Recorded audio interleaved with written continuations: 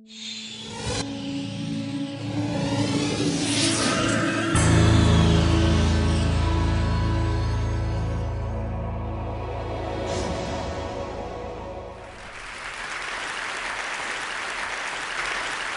since I was a little girl, seeing Star Wars for the first time, I've been fascinated by this idea of personal robots. And as a little girl, I loved the idea of a robot that interacted with us much more like a helpful, trusted sidekick, something that would delight us, enrich our lives, and help us save a galaxy or two. So I knew robots like that didn't really exist, but I knew I wanted to build them. So 20 years pass. I am now a graduate student at MIT studying artificial intelligence. The year is 1997, and NASA has just landed the first robot on Mars. But robots are still not in our home, ironically. And I remember thinking about all the reasons why that was the case. But one really struck me. Robotics had really been about interacting with things, not with people. Certainly not in a social way that would be natural for us and would really help have people accept robots into our daily lives. For me, that was the white space. That's what robots could not do yet. And so that year, I started to build this robot Kismet, the world's first social robot. So 3 years later, a lot of programming, working with other graduate students in the lab, Kismet was ready to start interacting with people. Dude, I want to show you something. This is a watch that my girlfriend gave me. Oh, hell. Yeah, look, it's got a little blue light in it too. I almost lost it this week. So Kismet interacted with people a lot like kind of a nonverbal child or pre-verbal child, which I assume was fitting because it was really the first of its kind. It didn't speak language, but it didn't matter. This little robot was somehow able to tap into something deeply social within us. And with that, the promise of an entirely new way we could interact with robots. So over the past several years, I've been continuing to explore this interpersonal dimension of robots, now at the Media Lab with my own team of incredibly talented students. And one of my favorite robots is Leonardo. We developed Leonardo in collaboration with Stan Winston Studio. And so I want to show you a special moment for me of Leo. This is Matt Berlin interacting with Leo, introducing Leo to a new object. And because it's new, Leo doesn't really know what to make of it. But sort of like us, he can actually learn about it from watching Matt's reaction. Hello, Leo. Leo, this is Cookie Monster. Can you find Cookie Monster?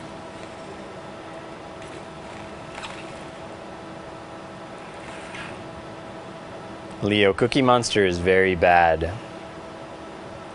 He's very bad, Leo. Cookie Monster is very, very bad. He's a scary monster who wants to get your cookies. All right, so Leo and Cookie might have gotten off to a little bit of a rough start, but they get along great now.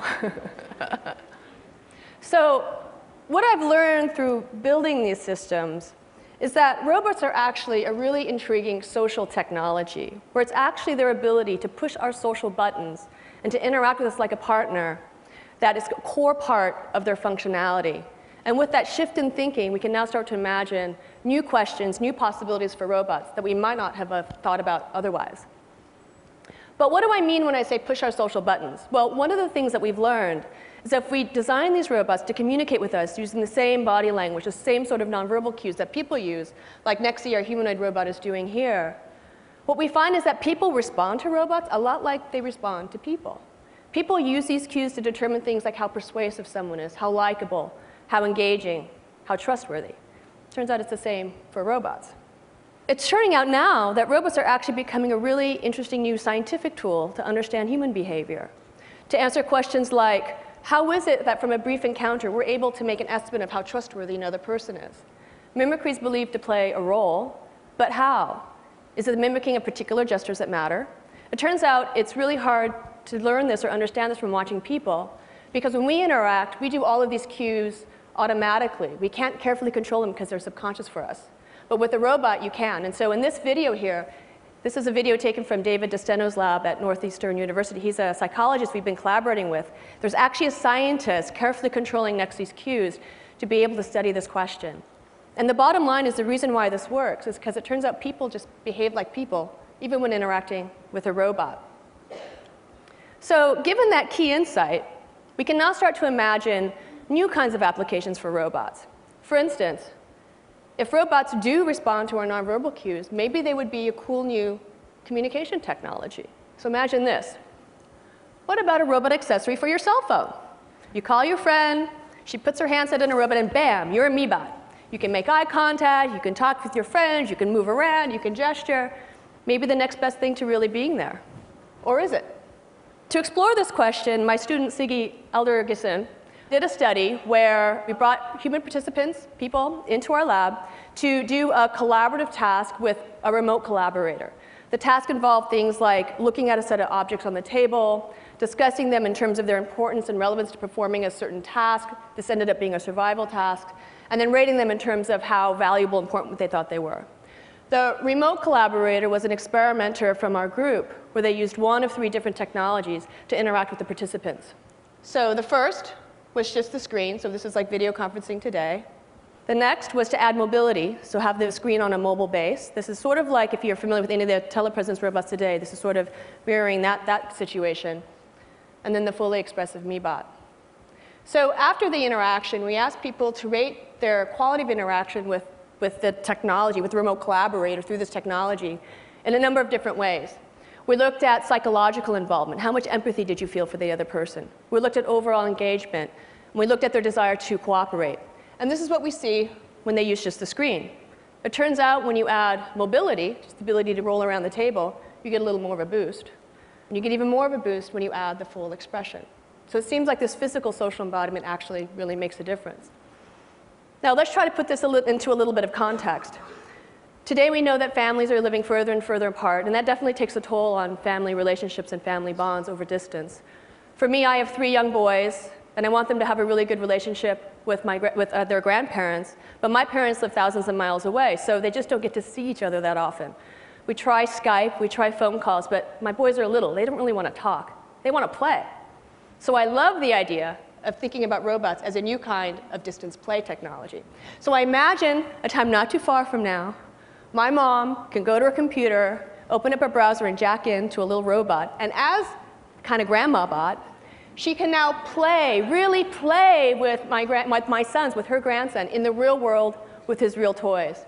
I could imagine grandmothers being able to do social plays with their granddaughters, with their friends, and to be able to share all kinds of other activities around the house, like sharing a bedtime story. And through this sort of technology, being able to be an active participant in their grandchild's lives in a way that's not possible today. Let's think about some other domains, like maybe health. So in the United States today, over 65% of people are either overweight or obese. And now it's a big problem with our children as well. And we know that as you get older in life, if you're obese when you're younger, that can lead to chronic diseases that not only reduce our quality of life, but are a tremendous economic burden on our healthcare system. But if robots can be engaging, if we like to cooperate with robots, if robots are persuasive, maybe a robot can help you maintain a diet and exercise program. Maybe they can help you manage your weight.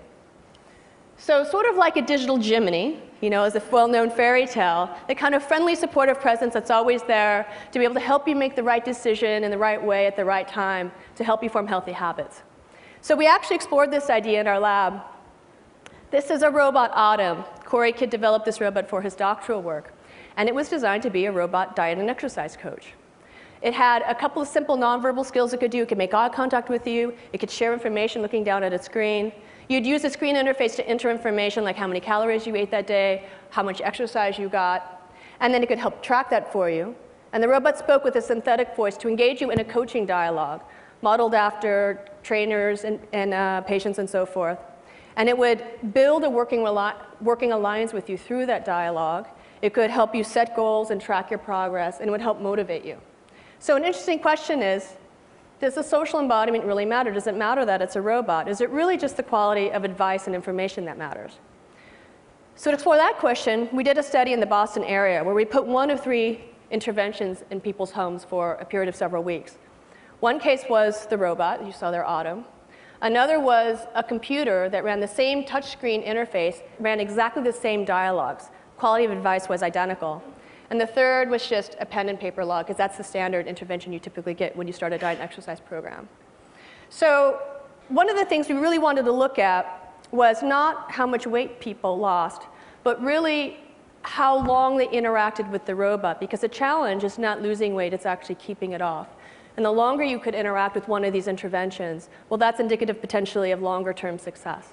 So the first thing I want to look at is how long did people interact with these systems? It turns out that people interacted with the robot significantly more, even though the quality of advice was identical to the computer. When we asked people to rate it on terms of the quality of the working alliance, people rated the robot higher, and they trusted the robot more. And when you look at emotional engagement, it was completely different. People would name the robots. They would dress the robots. And even when we would come up to pick up the robots at the end of the study, they would come out to the car and say goodbye to the robots. They didn't do this with the computer. The last thing I want to talk about today is the future of children's media. We know that kids spend a lot of time behind screens today, whether it's television or computer games or whatnot. My sons they love the screen. They love the screen. But I want them to play. As a mom, I want them to play, like real-world play. And so I have a new project in my group I wanted to present to you today called Playtime Computing. That's really trying to think about how can we take what's so engaging about digital media and literally bring it off the screen into the real world of the child, where it can take on the properties, many more of the properties of real-world play. So here's the kind of first exploration of this idea, where characters can be physical or virtual, and where the digital content can literally come off the screen into the world and back. I like to think of this as sort of the Atari Pong of this blended reality play. But we can push this idea further. What if the character itself could come into your world? It turns out that kids love it when the character becomes real and enters into their world. And when it's in their world, they can relate to it and play with it in a way that's fundamentally different from how they play with it on the screen. Another important idea is this notion of persistence of character across realities. So changes that the children make in the real world need to translate to the virtual world. So here, Nathan has changed the letter A to the number 2. You can imagine maybe these symbols give the character special powers when it goes into the virtual world. So they are now sending the character back into that world, and now it's got number power. And then finally, what I've been trying to do here is create a really immersive experience for kids where they really feel like they are part of that story, part of that experience. And I really want to spark their imaginations the way that mine was sparked as a little girl watching Star Wars. But I want to do more than that. I actually want them to create those experiences. I want them to be able to literally build their imaginations into these experiences and make them their own. So we've been exploring with a lot of ideas and telepresence and mixed reality to literally allow kids to project their ideas into this space where other kids can interact with them and build upon them. I really want to come up with new ways of children's media that foster creativity and learning and innovation. I think that's very, very important. So this is a new project. We've invited a lot of kids into this space, and they think it's pretty cool. But I can tell you the thing that they love the most is the robot. What they care about is the robot. Robots touch something deeply human within us. And so whether they're helping us to become creative and innovative, or whether they're helping us to feel more deeply connected despite distance, or whether they are our trusted sidekick who's helping us attain our personal goals and becoming our highest and best selves, for me, robots are all about people. Thank you.